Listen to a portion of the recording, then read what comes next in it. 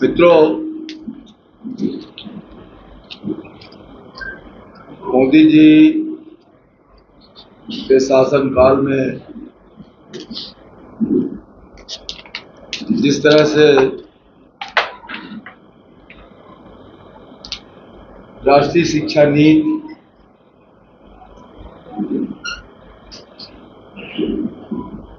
का प्रारूप तैयार करके उसे लागू करने का प्रयास किया गया, जो 25 वर्षों तक लंबित थी, किसी भी सरकार में ये साहस नहीं था कि वो राष्ट्रीय शिक्षा नीति लागू कर सके। इसी तरह से जो पुराने कानून थे, चाहे वो न्याय पालिका से संबंधित कानून हो या श्रम न्यायालयों से संबंधित हो या और दूसरे क्षेत्रों से संबंधित कानून हो, उन कानूनों में परिवर्तन किया गया और 1300 के लगभग जो कानून देश की अर्थव्यवस्था को रोकने का काम करते थे, उन्हें खत्म किया गया।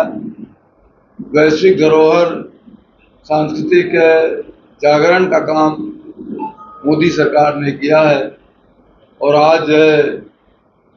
एक एक भारतीय धरोहरों पर,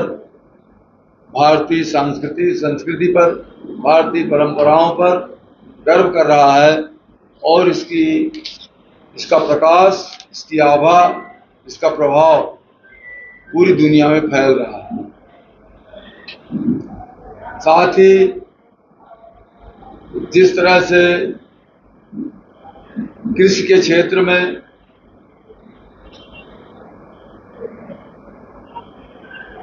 MSP ये तय किया गया कि हमें कुल लागत का 50% अतिरिक्त लाभ किसानों को देना है और हमने लगभग संपूर्ण फसलों का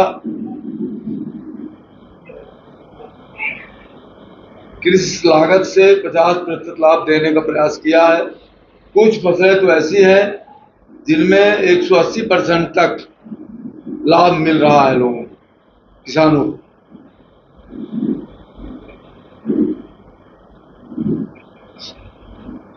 ग्रामीण क्षेत्र की अर्थव्यवस्था को सुदृढ़ करने के लिए सीमांत और छोटे किसानों को आधार देने के लिए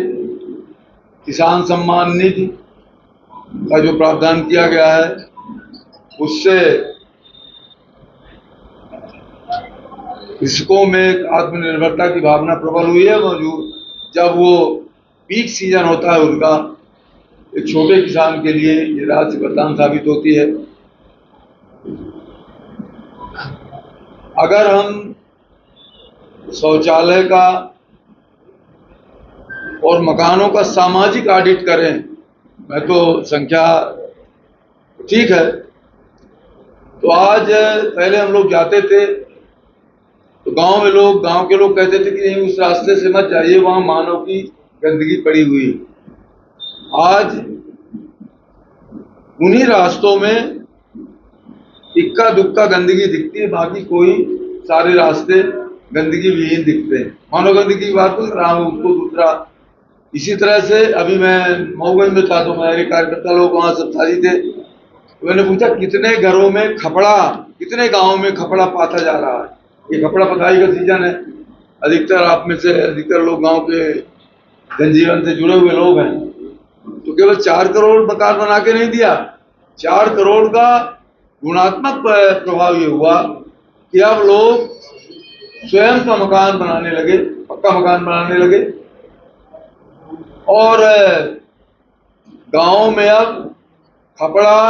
बनाने की प्रथा धीरे धीरे खत्म हो रही है, क्योंकि खपड़ेल मकानों की संख्या धीरे धीरे कम हो रही है। ये सामाजिक सोशल ऑडिट है ये। तो इस तरह से तमाम सारी ऐसी चीजें हैं जिनके आधार पर मैं कह सकता हूं कि 2047 का जो लक्ष्य है विकसित भारत का मोदी जी का, वो एक राष्ट्रीय लक्ष्य बन चुका है। राष्ट्रीय लक्ष्य इस तरह से कि आज हर व्यक्ति देश को आगे हुए बढ़ते देखना चाहता है, और जो मोदी जी की नीतियां हैं उन नीतियों के प्रभाव से स्वयं उन कार्यों को करने पर तत्पर है। आज चाहे वो खाद्यान्न के मामले, ये सब्सिडी उर्वरक के मामले में ले लीजिए, उर्वरकों के मामले में जो नुकसान खेतों को होता था, आज किसान नैनो यूरिया, नैनो डीएपी स्वयं मांगता है कि नैनो यूरिया होगी क्या, नैनो डीएपी होगी क्या।